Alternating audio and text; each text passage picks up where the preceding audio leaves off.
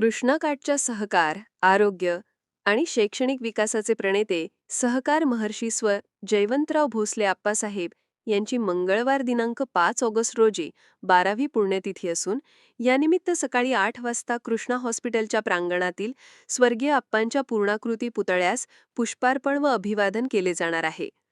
स्वर्गीय जयवंतराव भोसले यांनी सहकार, शिक्षण आणि आरोग्य यांना केंद्रबिंदू मानून कृष्णाकाठी विकासाचे नवे पर्व सुरू केले.